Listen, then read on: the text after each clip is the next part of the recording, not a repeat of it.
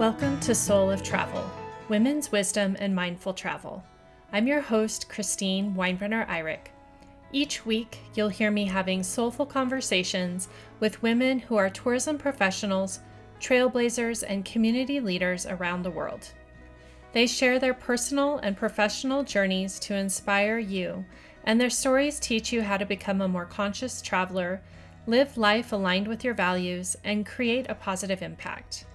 We are thought leaders, action takers, and heart-centered change makers, and this is the soul of travel.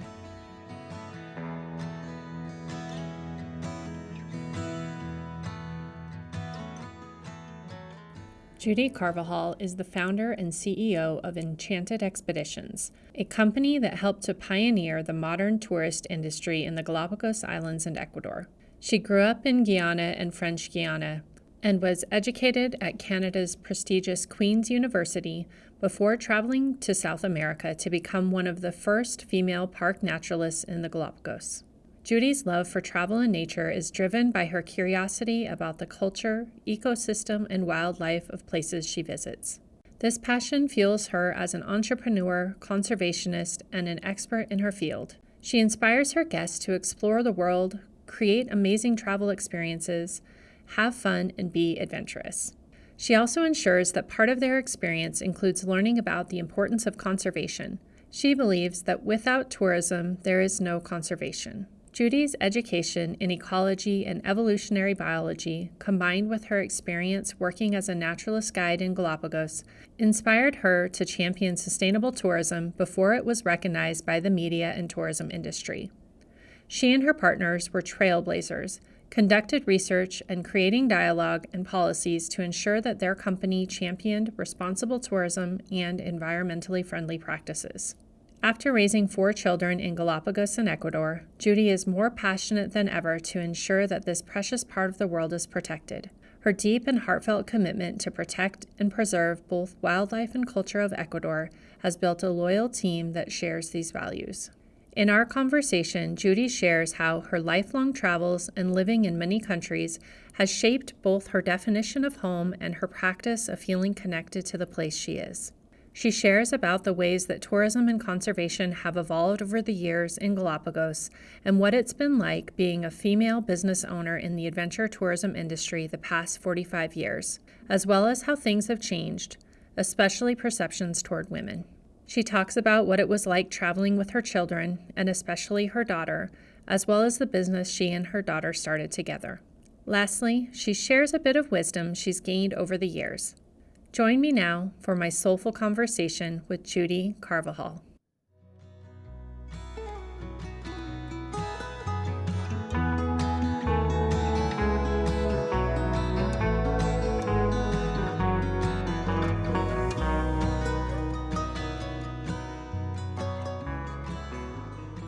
Welcome to Soul of Travel podcast. I am your host, Christine. Today, I am very, very excited to be welcoming Judy Carvalhal to the podcast. She's the founder and owner and CEO of Enchanted Expeditions, and she has been a pioneer in the industry, and I have really been looking forward to this conversation since long before I knew you. So I'm really happy to be welcoming you here to this space of conversation. Good morning, Christine, and I am so honored to be here. Thank you for having me, and I'm looking forward to our conversation. Yeah, thank you. Well, just to bring our listeners into the fold a little bit, we met a few years ago at an adventure travel trade event, and we had one of those speed dating moments where we got to have like an 8-minute conversation. And I was so excited to meet you and your daughter who was with you at the time, because like I said, you're someone I had followed in the industry, but if I'm honest, always been really intimidated by, because I was like, she's been doing this forever. She's such a seasoned professional, and I don't even know, what I would ask. I was so intimidated, and this happens a lot with people I speak to. And then you and I had the chance of taking a pre-summit adventure day in Panama recently, and we ended up on a little swing together in the jungle and just hit it off and had so much beautiful conversation instantly. So I'm really glad to have removed the version I had of you first from my brain, and now I'm like, "Oh, she's someone I just wanna, like, travel with and sit on a swing and talk about life and travel with." So that's the energy that we get to bring into this conversation. Oh, well, that is so sweet. I didn't mean to intimidate anybody.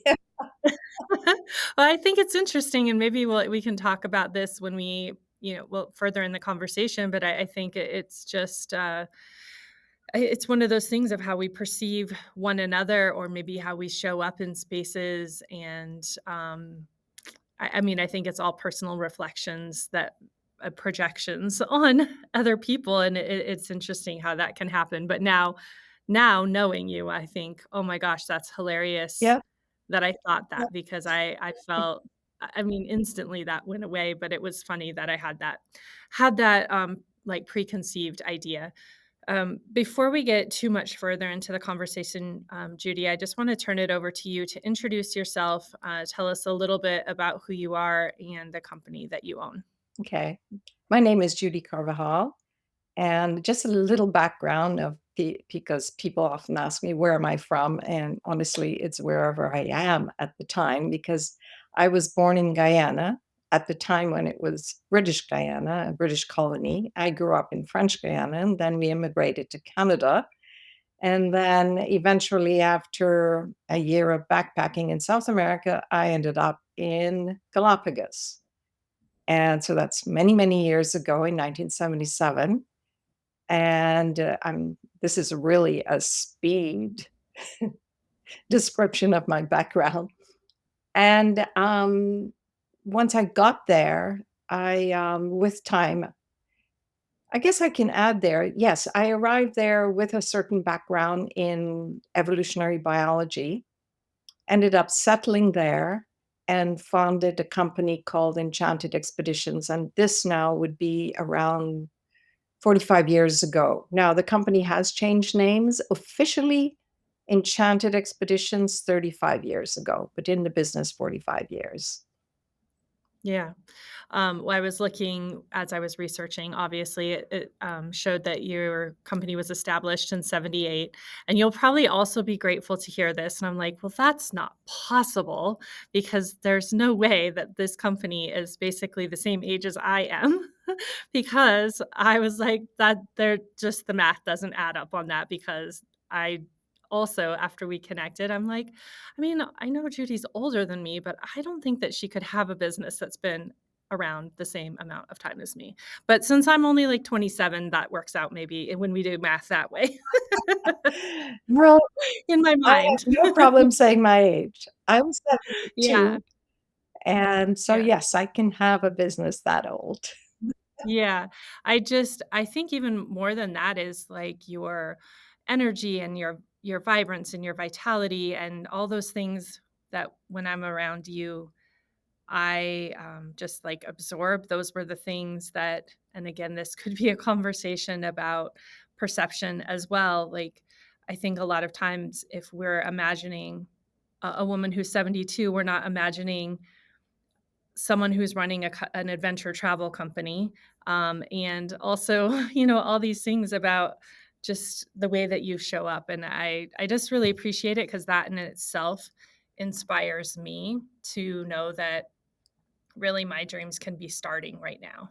There's a lot of time to still create change and build the life that we want to live. And so, anyway, I'm just gushing now, but I really appreciate it. I wanted to go back and talk a little bit more about your background. You kind of zipped us through it really quickly, but I'm wondering about how your experience to place. And I love how you said home is wherever you are because that's kind of one of the questions I had is how does this journey, and I didn't know where you grew up either, but how has that impacted how you understand place?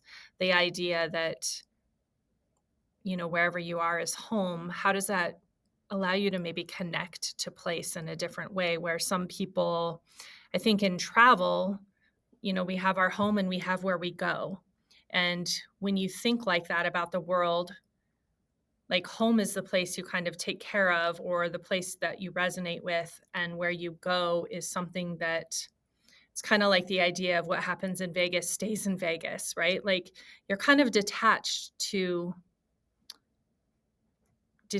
and not responsible. Like this is just a place you're for a fleeting amount of time. And so there's not this onus on you to be a caretaker of that space. And this is going to jump ahead to sustainable travel and things like that. But I just wonder how your early experiences being a global citizen really shaped maybe an understanding of the importance of every place.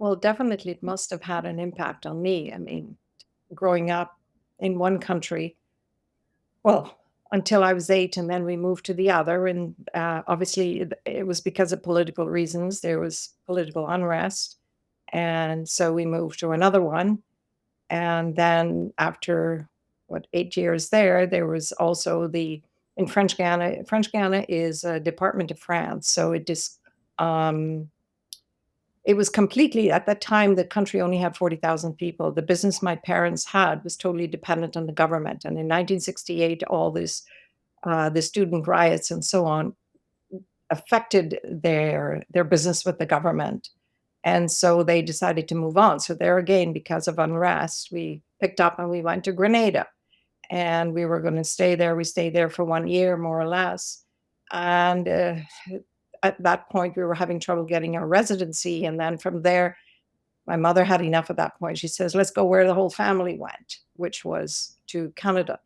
So we immigrated to Canada. So this movement around, I never really felt it really hurt me when we moved out of French Guiana because that was had become home for me. I lived there until I was 16, and so that uprooting, I think, had a big effect on me.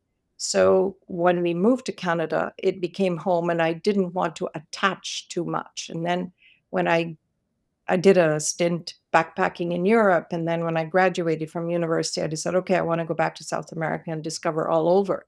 So this was 1977. I mean, it was kind of really rugged and very unusual for women to be backpacking. I wasn't by myself, and so backpacked throughout Latin America, saw a lot of things. It was a time of tremendous unrest, and I was absolutely naive and got into very weird situations many times. Anyway, so with all that, ended up in Galapagos. But my draw to Galapagos was my background in evolutionary biology. So I end up there and I thought, oh, well, they're looking for naturalist guides. I speak 2 languages fluently. I was more or less in Spanish then and decided to stay. So this movement of getting there, I said, "Oh, okay, I'll stay." And then I met my ex-husband. So then I said, "Okay, I'll stay on." So with that, and then Canada became my distant home. And then somewhere the years go by, we go to Aruba, and then I spend some time there.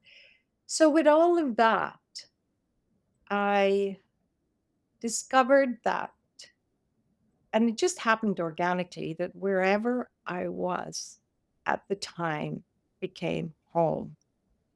And I feel home is within myself. So, as I told my kids once when my son was complaining about something, I said, even if I'm in a hotel room for 2 nights, I unpack, I put everything away, it becomes home because I don't want to be somewhere and missing somewhere else. Like I'm being interviewed in Canada, I'm here for the Christmas. I'm all settled in. I don't miss anything anywhere. And then in January when I leave and I head south again, wherever I go, that's going to be home and I won't miss it. Because so that's how you embrace wherever you go. Okay, those are the places where I would spend more time. Now, when I travel, I also have that sense that I am here. I'm not missing home. This is my home, whether it's a hotel room or wherever I am. So that's my concept of home in, Mm. in that way. Of course, there are Yeah, bigger homes like this home, the Galapagos, Aruba, Quito. I mean, we have homes in different places, physical structures around us. mhm. And yeah, not, I mean, I have two citizenships, I could have three, but I'm not attached to any particular one. Um, I feel I belong to them all. Mm. I think that's really beautiful, and I think that's really interesting to contrast with some other people that I've interviewed who have said how hard it is to feel rooted in this industry because you're moving so much that you feel a little untethered, and so that statement of finding home within yourself and being able to find that groundedness and take it with you everywhere, I think that's a really beautiful ability because I think it's necessary to to be well and whole when you are moving as often as we might be. But I think that's a beautiful practice, and I think I used to do something like bring a candle or a certain scent and have that with me everywhere, and that would be like the way my brain would kind of connect and be like, okay, we still feel safe or secure or cozy or connected. So I think I was trying to impart that wisdom a little bit within my own space. Oh, I like that. Yeah. I actually had started it even with my kids because we would travel to spend summers with, my parents in Montana from wherever we were living at the time, and I just would notice it would take a little time for them to settle in, and so I started putting something in a diffuser in the same spaces, and I noticed that that maybe helped them feel more calm, and then I realized I could do that for myself when I was traveling, so that was my hack, but I think it can be really hard, and I think that's incredible to see. But I also wanna think about that in the terms of, um,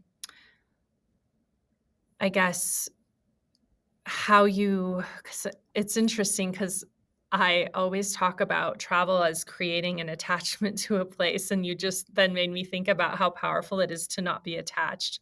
And then I go to, like, my broader, like, spiritual context, and, like, the goal is non-attachment, so now I'm like, "Oh, I'm rethinking everything in this moment, Judy."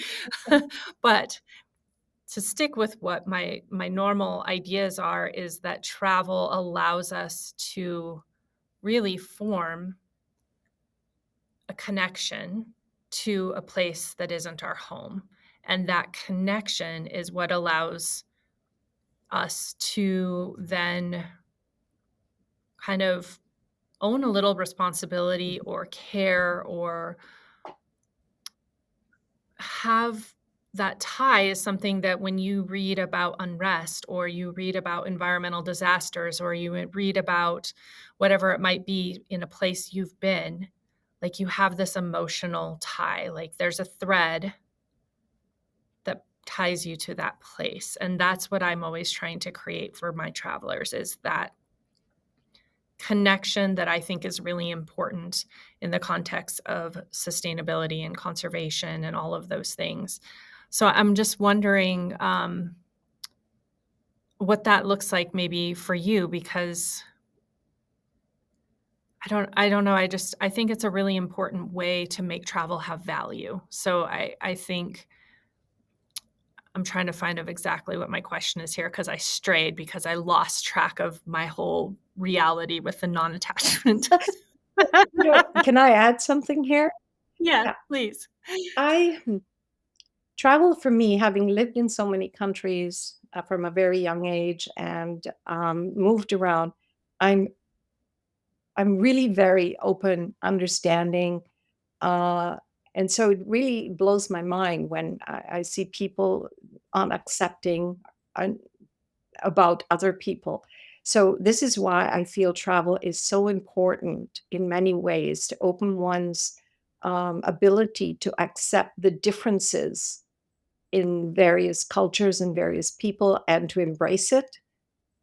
So by yeah, I forget what exactly where I'm going with this, but what I'm trying to say, travel is so important in many ways in learning, not only like I'm going now, I'm going to go to Galapagos. One thing I find with Galapagos is because it's a laboratory in the world, it's a national park. So when people visit there, they're learning something about the environment, about why it's so important to conserve, to be careful with the environment, and they take that home with them, right?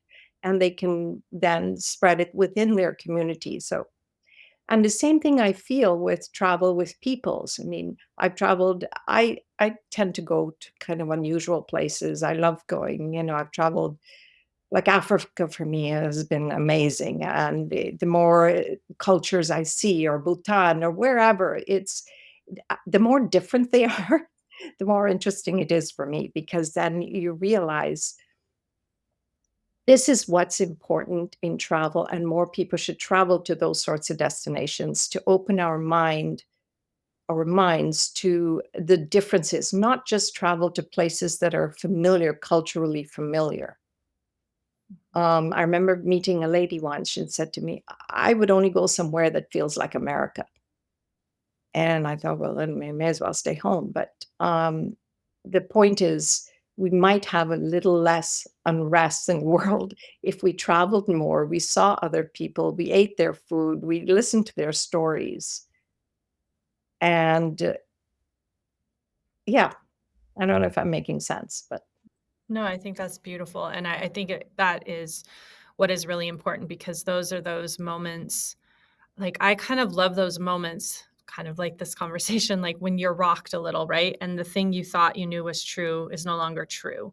And like kind of in the best way, right? Is we all have beliefs that are created by, you know, all these experiences that we've had, and that's how humans operate. But those moments when you experience a different culture or a different setting, environment, et cetera, and you just go, oh, that wasn't true.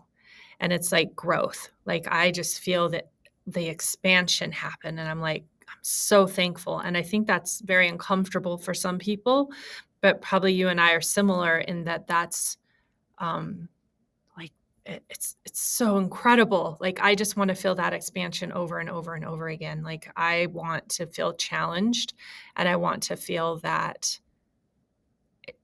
expansiveness. And it's almost like again, it's like that gets to be a part of me. Like I now can weave in like this moment in this village with these women in Uganda, which is like where my business came from. But like that's a part of me now and that's pretty special.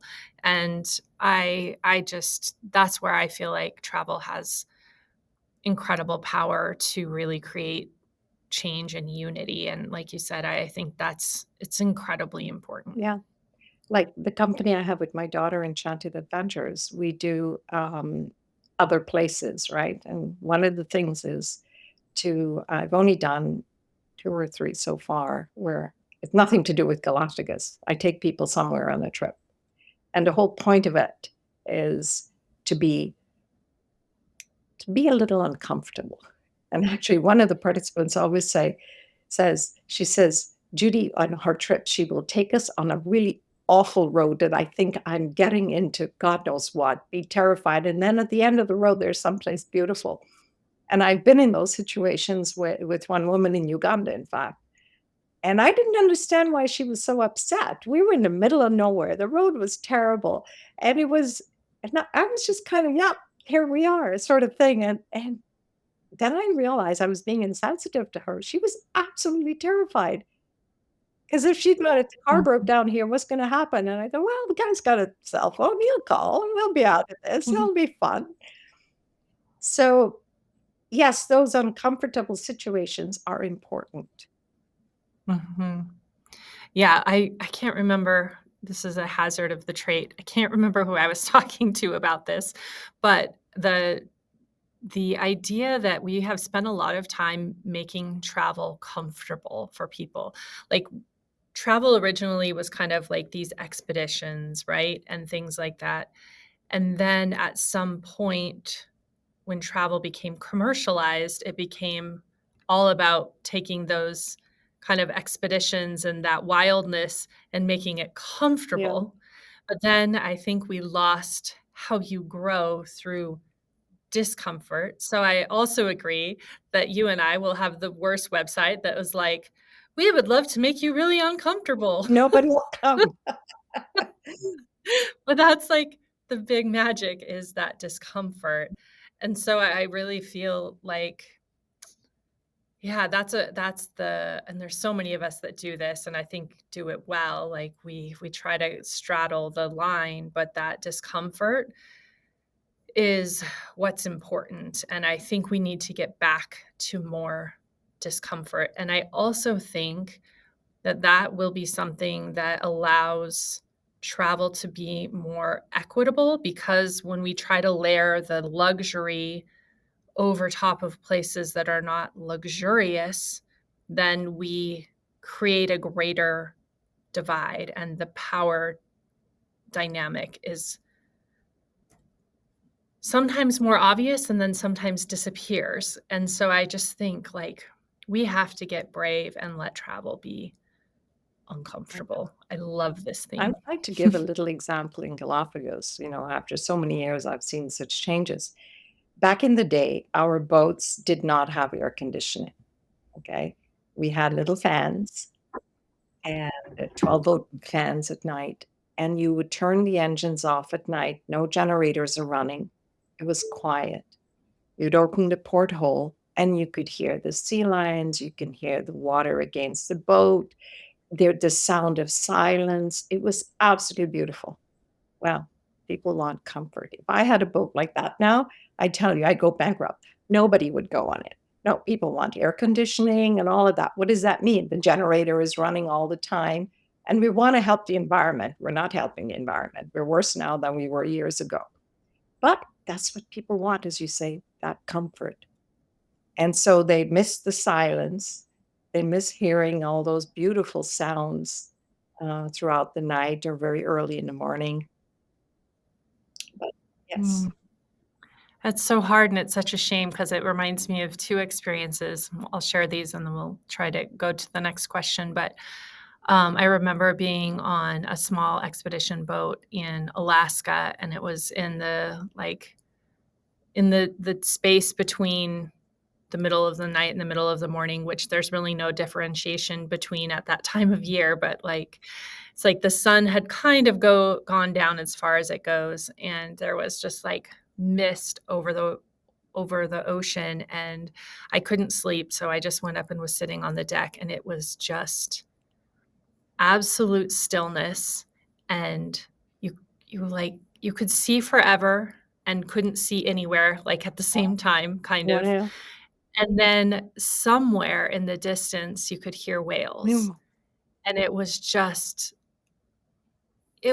so humbling and awe-inspiring and magical, and to think that, like, that moment would be erased because of, some other convenience, that it's so hard to think because that's important, that again, like, that discomfort is important. Also, how uncomfortable it felt to feel as small as I felt in that moment.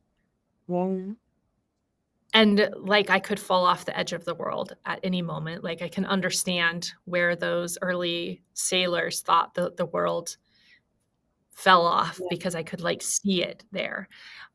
So, like, there's that, and then I remember camping with a friend in, Kenya, and this is probably one of those moments where, like, maybe it's questionable, but we were doing it anyway.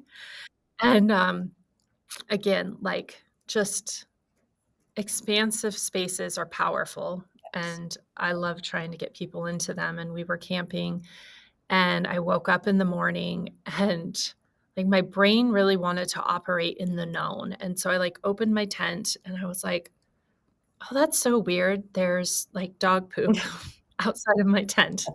And I'm like, "I wonder where that dog came from." And I'm, like, trying to operate in my normal operations, and my girlfriend wakes up and steps out, and she's like, "Oh, we had hyenas at the campsite last night." And I'm like, "Oh my god."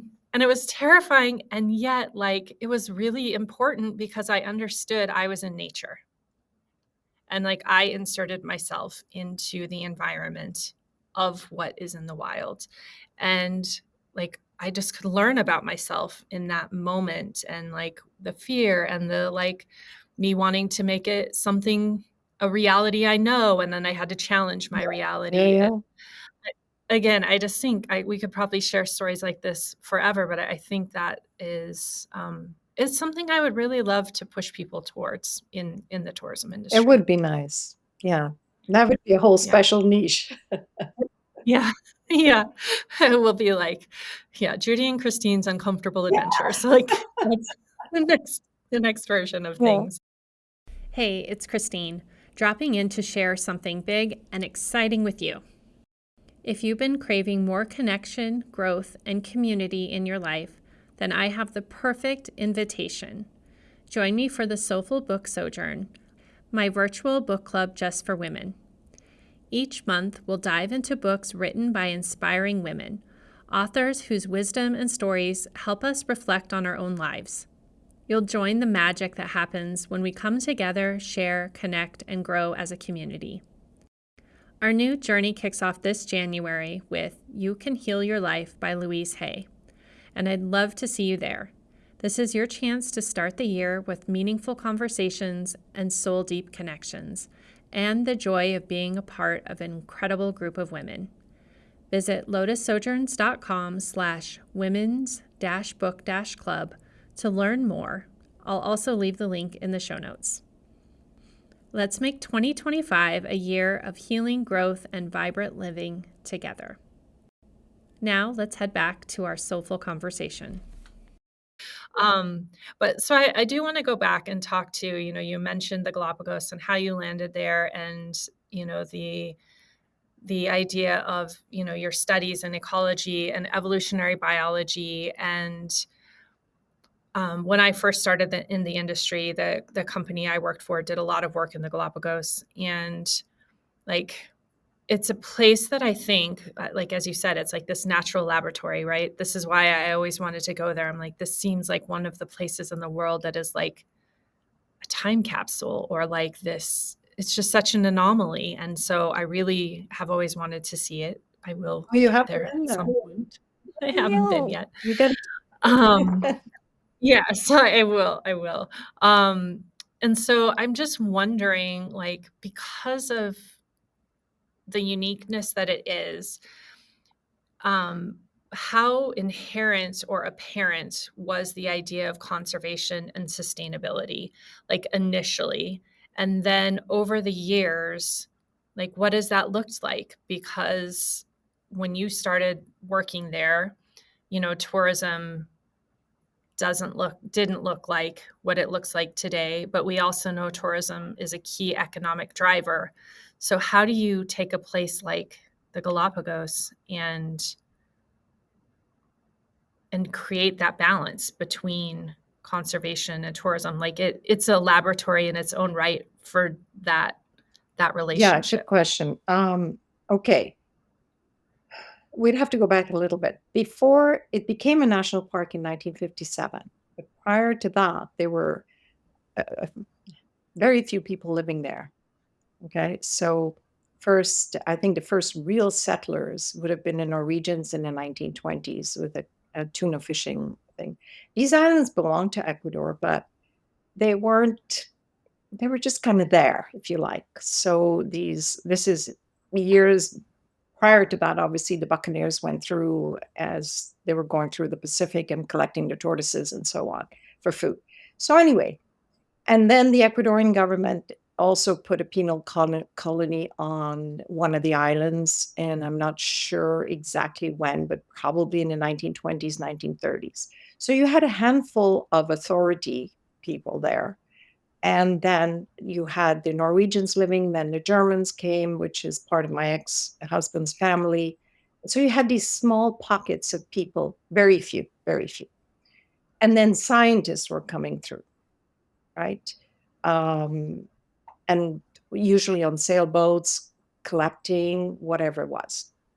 So, anyways, in 1957, it becomes a national park, but there are people living there. They couldn't stop that. And they were living. So, what they did is they took 97% of the land where nobody was, and that became the national park. So, currently, there's only where people live is only on 3%. Okay. So, there were people living there. Um, and then the research station came in, the Darwin Research Station, just around that time. So here there were scientists doing work that was developing. The national park is established. There's a small population there. There's hardly any tourism. So tourism wasn't such an issue. It started sort of by default. The Angermeyers, which are my ex family, they were doing fishing back in the 60s.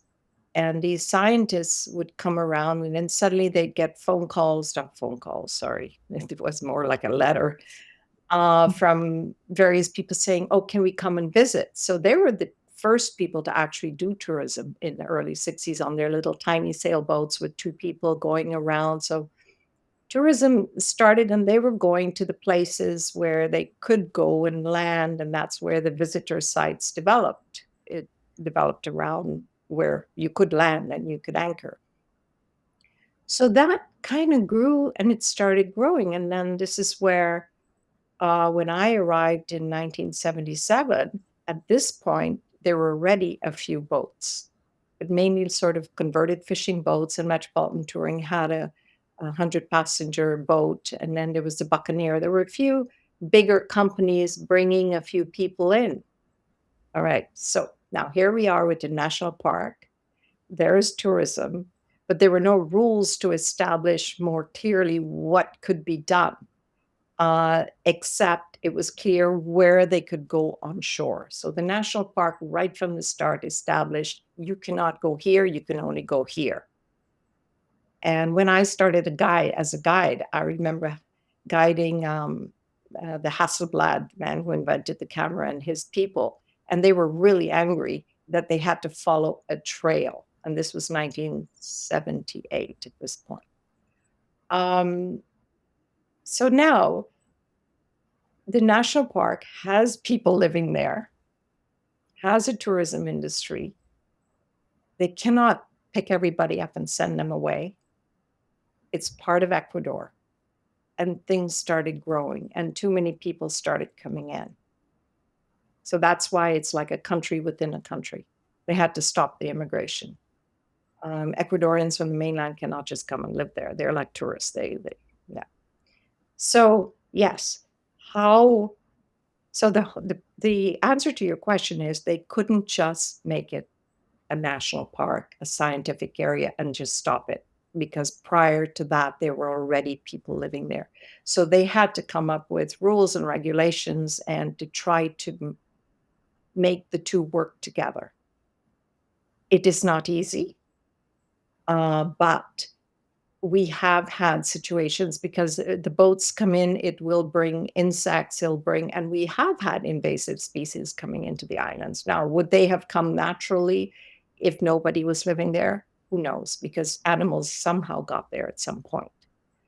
And within the Darwin Research Station, there's serious work happening in terms of trying to, there's a particular fly, there is this, there's that, to control, to manage that. But the big picture of it is that it is working. So the tourist dollar also helps the national park. And it's a very well managed national park. It is very clean. It is well protected. I mean, our biggest problem could be maybe the Chinese ships that come and might do illegal fishing.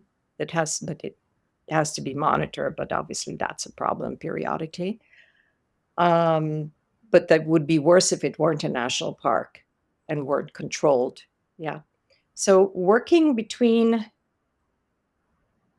but I have to, it's like our as a tour operator there, we cannot take our boats. Years past, I could decide, okay, this is the itinerary I will do within the national park, obviously visiting the areas that you can, right? Now it isn't like that. Because there are 80 licenses and there are 80 boats traveling out there, the national park has to create itineraries so we're not all in the same spot and overcrowding. So the management of the national park is excellent, I would say. Consider the situation. And for example, during the pandemic, when tourism had stopped. The worry is that we have people living there. They're going to start illegal fishing. They're going to start doing hunting and things that they shouldn't be doing. Yeah. So it all started when it became a national park and there were people already living there. So you have to Yeah. work. And I'm sure there are other places like this in the world where you have national parks with a population and you have to somehow make the two work together. Yeah. Was that's I think possible.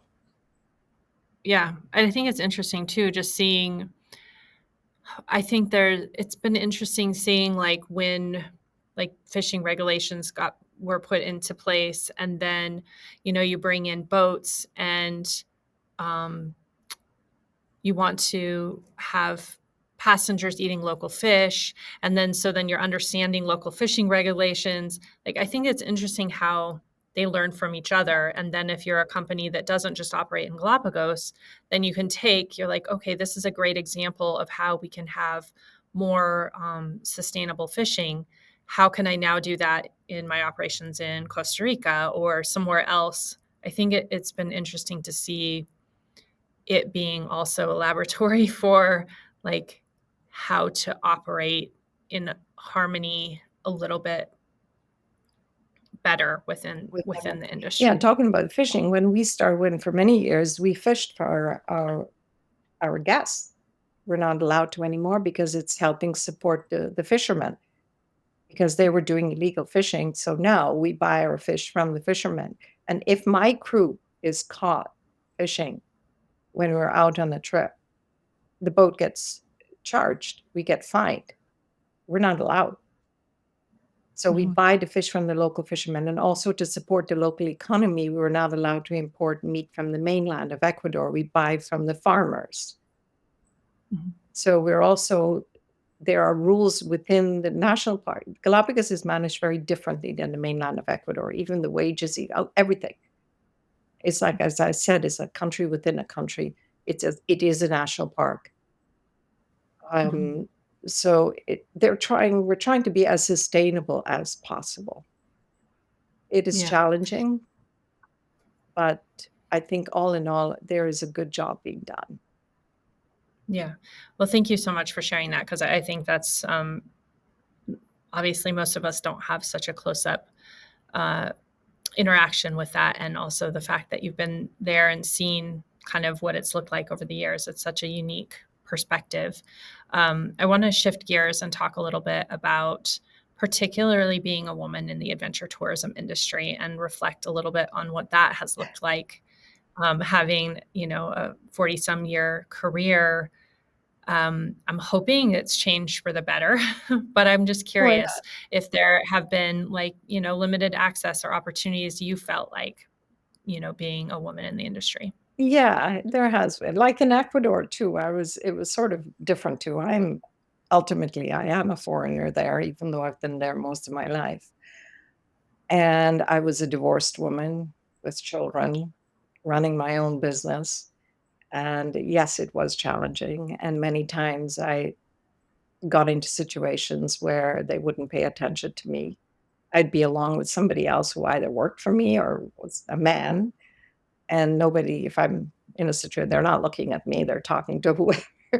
It would drive me nuts, for not being taken seriously and things like that. Um, it doesn't anymore because I know I have the power. So those are things now. Things have changed for women there. Yes, it was a challenge being a woman in the industry. And even a simple thing when I applied to be a guide, and I was told, I remember at the time I applied to 3 companies, and the director of the national park at the time had said to me, "Oh, you won't get it. You're a woman." And I thought, "All right, we'll see." All he did is challenge me, and I got all 3 jobs. Anyway, um, so it only strengthened me, it didn't deter me, and Mhm. it bothered me, yes, of course, and it was challenging, and also, not only in Ecuador, I found that Not in the US, and like I go to trade fairs and so on. Yeah. I stopped going to the ITB in Berlin. I'm sure things have changed in Germany, but then I really ran into trouble. And it could be, I mean, I'm Latin, I'm Mediterranean, and I'm a woman, and I definitely was not taken seriously there. And there it was mainly men. There was one woman running a dive company and she worked with me. But other than that, I couldn't get through. I just felt they were not taking me seriously. Yeah. Things have Mhm. changed. Uh, Yeah. all in all, I see so many women in the industry in ownership positions. Um, yeah. So, and the thing is, if you tell me I can't do it, I will make sure I do it. So, Yeah. I love that, and I think maybe that's the energy I sensed when I first met you. That was the strength that was really intimidating. Um, but I do think it is interesting, I now that I've been in the industry, I think, gosh, 25-ish years. My first course I took was in '97, um, and I went to the first ATTA event, and I remember, initially, I was like, "Oh, this is the best space," because I could feel I loved that everybody was not wearing a suit. That was the first thing I loved about it. But then I also, was sitting in sessions, and at that time, I was volunteering for graduate school, at the event, and I was the only woman that volunteered, and there was, I think, one woman speaker, and most of the people I was speaking to were men, and I was a younger, person at that time, and I just was like, "Hmm, I feel like I belong here because of the values and ethics and environment, and this feels like how I wanna think about travel, but this has me questioning, if travel wants me here a little bit." And, um coming to this year at the event we just had in Panama and leading a session for women in the industry at that event was incredible to see that whole room full of women, plus, lots of women at the event that didn't come and weren't in that room. And, I just for me, that feels like I'm just really happy to see it, I guess. Like, I me too. feel like more women are gonna walk in the room and feel like they belong there, and I think it's really important, um, with some of the changes that need to occur in the world that women are having those spaces. Exactly. And, it's funny because I know my children often say to me, particularly one son, he says, Mom, you're so intimidating. When my friends meet you, they're scared. And I'm like, and I'm actually quite an introvert and I'm quite shy. And probably that's it. I'm reserved. And I remember going to meetings in Ecuador where everybody else in the room was a man, tourism things. And I was intimidated in that. When it was time to say something or I had a chance to say something, I didn't say anything. And I would then wait until maybe I was with 2 or 3 people in a small group, then to voice, but I struggled with that. I mean, I Mhm. did my business, I did everything and so on, but when I was in a whole room of people and I was the only woman at the table, I just couldn't. Yeah, and I think that's also that's fair, right? I also am an introvert who many people will say they think that I'm just mean because I don't wanna talk, because I'm just standing on the edge watching, Watching. not because I can't believe it's not like the conversation's beneath me, it's, terrifying to Yeah, me, which is why I love this format.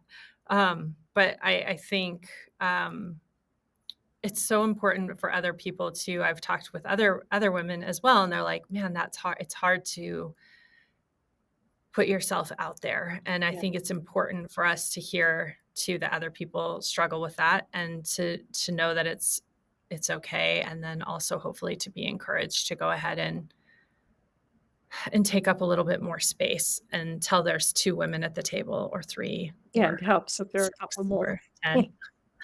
Yeah. So I think that's good. Mhm. Well, I have 2 other topics I wanna get to before we wrap up. One, you mentioned, Enchanted Adventures that you started with your daughter, and, I wanted to just kind of pull at 2 things within that space: the traveling with your children, how important that is, and then also, like, how that impacted your mother-daughter relationship, and then I'm hoping allowed you then to create this company together. I don't know, I think it's really special that you, like, had this evolution and travel together and then started the business. So I just wanna hear a little bit about that. Yeah. Well, with the kids, I always traveled with the kids. I mean, I was thinking when Joshua was 2 months old, we went out on around the islands. When Tatiana was like 8 months and Jonathan was 3, we sailed down, on one of the boats I bought with my ex-husband in Florida. We brought it to Galapagos. So it never was a deterrent having kids, and so we did a lot of traveling together. And Tatiana loves to travel. And when there were a few trips we did where I would put it out there when they were teenagers, and I'd say, "Okay, I'm going here. Who wants to come with me?" And we were going to India. I was going to India, and the kids, because I was separated from my husband, they had a choice to go and spend the holidays with their dad. So the only one that said she'd come with me was Tatiana. So Tatiana and I spent 6 weeks between India and Nepal, and we did all this crazy stuff. And uh, and we did a few ATTAs together, ATWSs, and just spent a lot of. So then we thought, okay, let's start this other company, and that's how we started Enchanted Adventures. Okay, she'll also obviously represent Ecuador, and that's what she's selling most, or we're selling most with Enchanted Adventures. But through that, Enchanted Adventures is what we do. We sell other parts of the world, places that we've been that we love. And so, yeah, it was fun to do that with her. She's Mhm. mainly managing it on her own right now because I'm so busy with the other one. I thought I'd be more involved, but I don't. But it was something we did together. Yes. Yeah. Born from both our passion for travel and adventure travel. Right now, she's got 2 little ones, so she's a little homebound, but I know she'll be. Actually, no, next year they're going with the kids traveling. Yeah. Yeah. I just love that, and many times people will say, like, "Oh, I can see," 'cause I have 3 daughters, like, "I can see one of your daughters, like, wanting to work with you in the future," and I think, that that would be pretty special because it's such a passion, a place of passion and, like, extension of self, my business, and then to get to share that with them, it feels like a real deep connection, you know? I don't know how people, maybe if you're both lawyers, maybe you still have that passion. I don't know because 'cause I'm not a lawyer, but, like, this feels really special, like, this is my soul's work, and to, like, have a daughter say, "I wanna stand beside you," and that feels pretty Well, I special. have 2 sons also working for the company now. Yeah. Yeah. Yeah. So first it was Tatiana. She's the first one and then the others. Actually, one of them said to me, he says, "Oh, I'll never for work for the company." Well, he's very much involved. Yeah. Yeah. Yeah, I think that's really special. Okay, well, then the last thing before our rapid fire questions that I wanted to ask you, I wanted to kind of tap into the women's wisdom part of the podcast. Um, I would just love to ask you if there's something you'd like to share with our listeners that you've learned and would like to share in this space. And it can be personal wisdom or professional wisdom. Like I mentioned, they're usually pretty intertwined, but I'd love to give you that space to share something. Yeah. One thing I find so important is taking care of oneself. We tend to, no matter what profession you're in, is forgetting about oneself and taking, for me, and I always did that. All the years, I would take 1 week um, and go away on a retreat somewhere or something. And I continue that today because that self-care is so important to be strong, both mental and physically. The other thing too is to accept mistakes. Accept that we do make mistakes. It's okay, and we can move on. And the other thing that I find is so important is is to listen, because I had to learn that.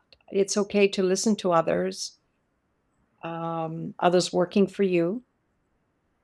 Um, I listen, but it doesn't mean I'll do what they say, but I will listen, and not to be afraid to. It's not only the mistakes and the listening, but also to learn from that. Like, I'm constantly learning. I always feel like there's something else to learn. I'm always looking for a course to take or something like that because I don't know everything. Mhm. And sometimes, after being so many years, or when it's your own, you think it's your own, only your decision that is right. So listening, accepting your mistakes, and trying to learn and taking care of yourself. Mhm. And what I do now, and I do this every single day, my space is meditation. And I practice TM, and I will actually say it. It's amazing. Been doing it for many years, and it's what holds me. Like, currently, right now, I'm going through a bit of a something we're dealing with the business that needs a lot of attention, and it can distract me, and I have to bring myself back and meditate, find that calm, that space. Mm. I love that, and that's a good reminder. I had that on my my wish list, I guess, of personal investments, was to take a course in that type of meditation, and, my kids have been so little, and I always am like, "Oh, next time, next time, next time," but that's a good reminder because I feel like it could be next time might be now. No, it is now, and you know what? I've been practicing meditation for decades, tried all kinds, and I started TM 7 years ago, and it got me through a lot of crises, I will say. Yeah.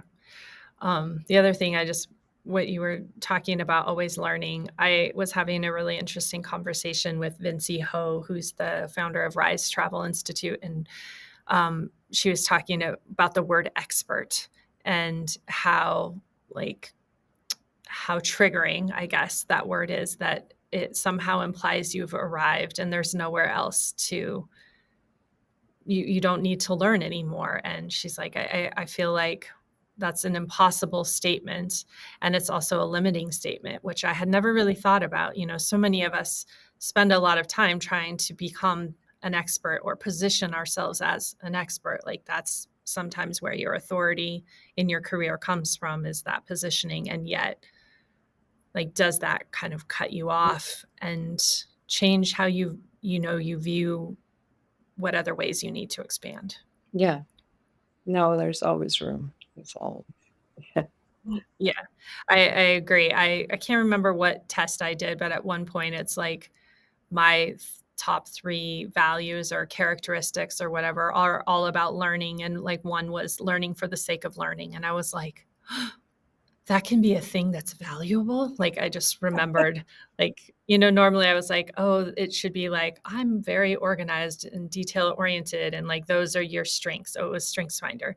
Cause I was like, my strength is that I learn for the sake of learning. I always kind of thought that was like my Achilles heel, because you'll find me like spread out because I can't stop learning about things. No, I'm like that.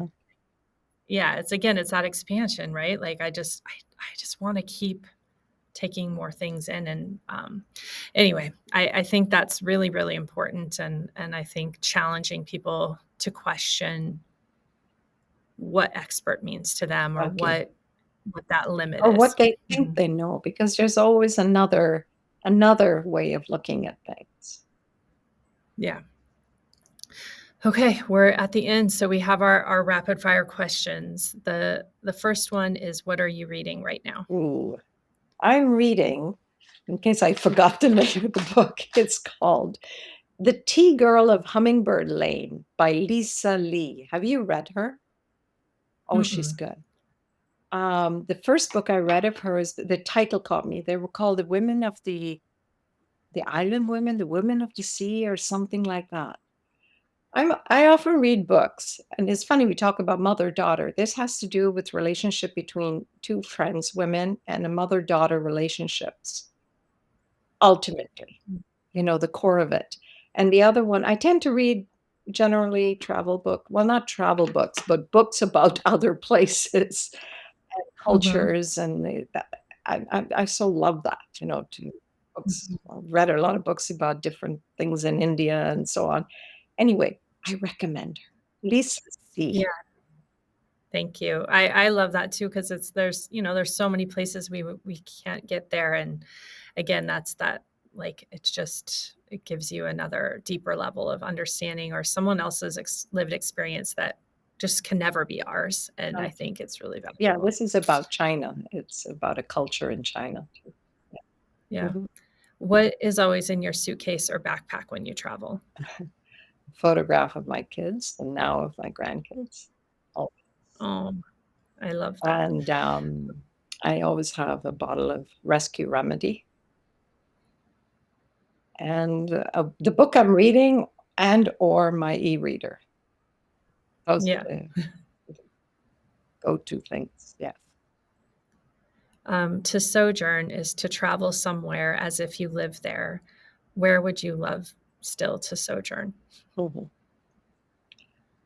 I think I'd like to go to somewhere remote in France, in southern France, to rekindle my French upbringing, spend time in a French community, and for a few months. Hmm. If when you do that, reach out because I have someone you need to Oh my meet God, I'm so in glad I France. told you. What do you eat that immediately connects you to a place you've been? Curry and roti. Mm. You know what that Who is? in Yes, I do. Yeah. Who is a person that inspired or encouraged you to travel the world? I think my dad, because he was a geography buff in that sense. And I remember at the age of 7 in his office, he had a big um, world map. And that's when he started showing me all over. And we'd have these quizzes about different places. And I was just very curious. Yeah.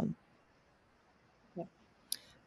My oldest daughter is taking human geography. It's an AP course right now in high school, and she's learning all of the countries in Asia. And she's like, "Mom, I had no idea there were so many countries." And she's overwhelmed. But at the same time, I love it so much because like now she knows all those places Right. exist, right? And they have separate identities. And Yeah. for me, I think that's kind of the magic of maps, right? Is like, I don't know, I think that's powerful. And I also think that other thing that's powerful, and maybe as a traveler, like how interesting borders are. And when you start looking at like how things have changed, and I just maps have so much Oh, that's information. amazing. Like I have a globe with the grandkids. They're what, 5 now and 7? And it's like, this is where we are. This is I'm already teaching them. Yeah. If you could take an adventure with one person, fictional or real, alive or past, who would it be? Jane Goodall. Oh, yeah. Let's I think she would be great on our Get Uncomfortable travel tour. Oh my god. So let's Yeah. The other one would have been Diane Fossey. yeah. Yeah. I was the one I'm Okay. with the gorillas and the chimpanzees. Yeah. Well, I mean, they're such brilliant and inspiring women, so Yes. I think it would be incredible. Um, Speaking of brilliant and inspiring women, who is one woman in the tourism industry you admire and would love to recognize in this space? I would like to recognize Janine Cohen for what she did. doing the WTL. It's something that Women Travel Leader Group. It was her, I guess she thought about it. And it was the one thing that I was in Galapagos during the pandemic when it started. I think I was on our first call. And it was something that really helped me. And it's grown into a beautiful community. So I'd like to recognize her for that. Yeah, thank you so much. And I'll make sure I tag their information in the show notes, because Women Travel Leaders is one of my podcast allies. So, we really try to figure out how to work together to create spaces for Yeah. women in the industry. And And all of this, Catherine is there, but Janine is the one who started it. So yeah. Yeah, thank you. And I'll share her interview too, because that was so great. I think I interviewed her really, really early on. So still really in the pandemic, and like she's had 27 evolutions yes. since then, but she's such a brilliant, wise woman. Like she's really special. So thank you for recognizing her here. And also thank you so much for joining me. I definitely felt like this felt reminiscent of our swing chat, and I loved having you here. Thank you so much, Christine. I really enjoyed it. I was a bit nervous about it, but I really enjoyed chatting with you and look forward to meeting you again soon.